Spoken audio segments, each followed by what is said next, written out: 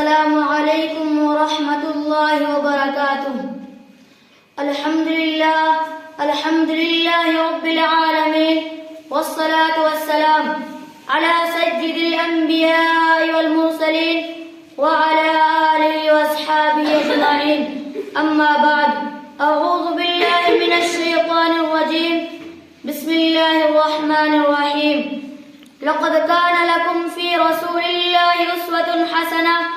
صدق اللہ العظیم. صدر محترم، معزز علماء اکرام، میں کوئی مقرر نہیں ہوں کہ تقریر کر سکوں، مگر چند دنوں اس مدرسے میں رہ کر جو کچھ سیکھا ہے آپ لوگوں کے سامنے پیش کرنا چاہتا ہوں. میری باتوں کو بغور سنا جائے.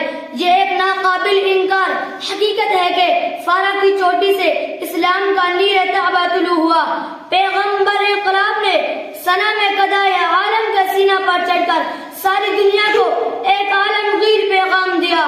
اس وقت سے لے کر آج تک ہر دور اور ہر زمانے میں حق و باطل اور کفر اسلام کا زبردست ٹکراؤ تصادم رہا ہے. کوئی دور اس سے خالی نہیں ہے. کبھی ارتداد کی ہوا چلی، کبھی شیعت کا طوفان آیا، کبھی صلیبی جنگوں کے تھپیڑے آئے، کبھی تاتاری حملوں نے قصر اسلامی کی بنیادوں پر یلغار کیا، کبھی قادیانیت کا فتنہ ابھرا. لیکن تاریخ کے اوراق شاہد ہے کہ جب بھی باطل نے سر ابھارا، حق نے اسے کچل دیا. جب بھی فرعون بسر اٹھا تو کل موسیٰ پیدا ہوا. قبائل عرب میں ارتداد کی آگ لگی تو ابوبکر صدیق نے ٹھنڈا کیا. صلیبی جنگوں کا طوفان آیا تو صلاح الدین ایوبی نے اس کا رخ موڑا.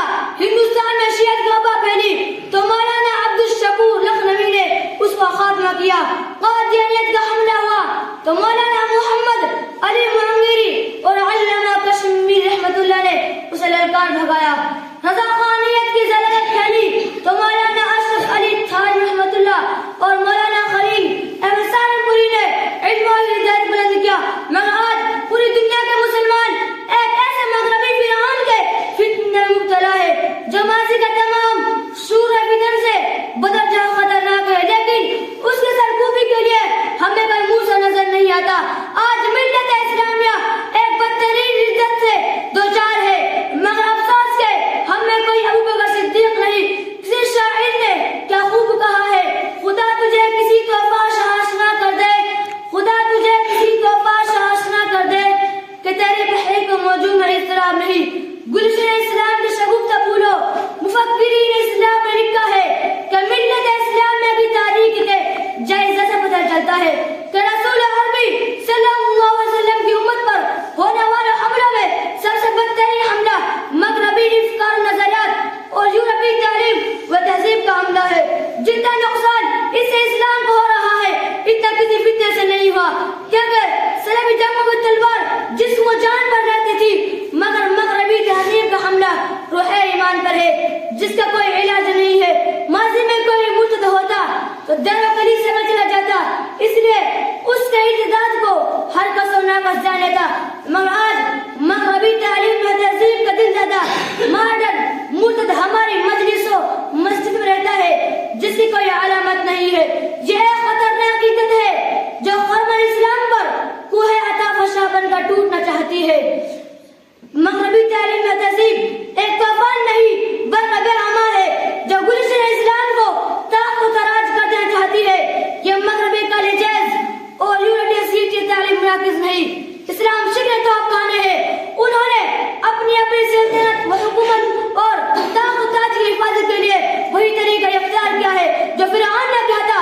فرق صرف اتنا ہے کہ فرعون نے اپنے اقتدار کی حفاظت کے لیے بنی اسرائیل کے بچوں کو تلوار و خنجر سے قتل کیا تھا، اور عقلاء مغرب نے پوری نسل اسلامی کو جسمانی طور پر ہلاک کرنے کے لیے اس فرسودہ اور بدنام فرعونی طریقے کو چھوڑ کر اصلی علم و فنون اور جدت پسندی کے نام پر نسل کشی کا نیا طریقہ ایجاد کیا ہے.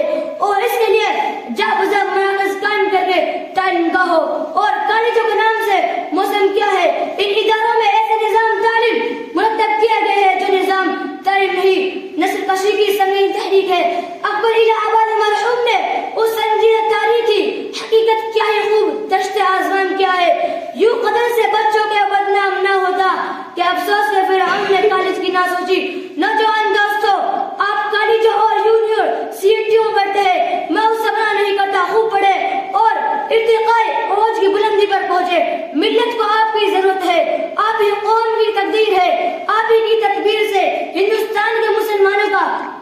قبیل سمجھ سکتا ہے. ان کی